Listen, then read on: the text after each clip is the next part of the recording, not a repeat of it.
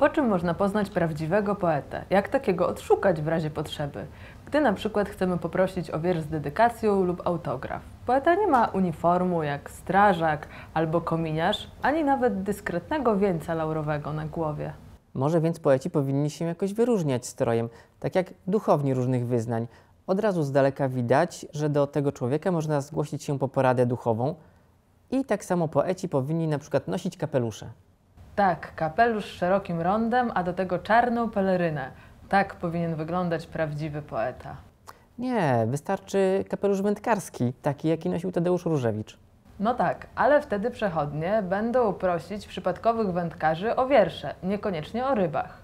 Albo o poradę, czy rymować, czy dać sobie spokój. A jak wiemy, wędkarze nie lubią, kiedy im się gadaniem płoszy ryby. Innym charakterystycznym znakiem mogłyby być opary papierosów i wypitego alkoholu. Po tym można było poznać prawdziwych amerykańskich bitników. Papieros w ustach był też znakiem rozpoznawczym Wisławy Szymborskiej, chociaż w Krakowie wszyscy się znają i nie potrzebowała go. Palenie oczywiście szkodzi, chociaż Szymborska nie jest tutaj dobrym przykładem, bo żyła długo, a paliła całe życie. Ale zmierzamy w niebezpiecznym kierunku. To jest filmik edukacyjny. Już teraz cenzurowane są filmy hollywoodzkie, w których aktorzy palą papierosy. Jeszcze ocenzurują nasze wypowiedzi o Szymborskiej, albo co gorsza, jej wiersze. Rzućmy więc palenie i zaproponujmy coś zdrowego. Umiar. Używać, nie nadużywać. Tak mawiali starożytni. I Tadeusz Różewicz wychodził z podobnego założenia. Wypić od czasu do czasu piwo ze znajomymi, o tym świadczy kolekcja podkładek pod kufle i szklanki. Czasem coś mocniejszego z dawno niewidzianym kolegą i okazyjnie dla towarzystwa zapalić papierosa.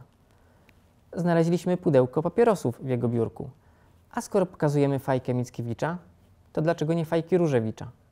Różewicz nie zajmował się paleniem w swoich wierszach. Wyjątkiem jest wiersz Życzenia z poematu otwartego.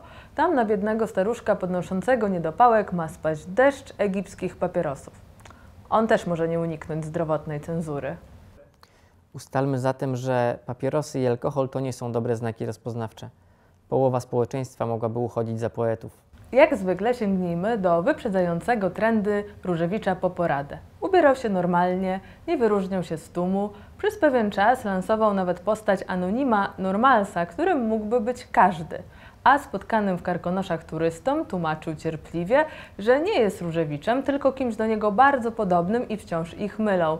Możemy mówić o nim jako o prekursorze stylu normcore. Zatem poeci powinni całkowicie wtopić się w tłum.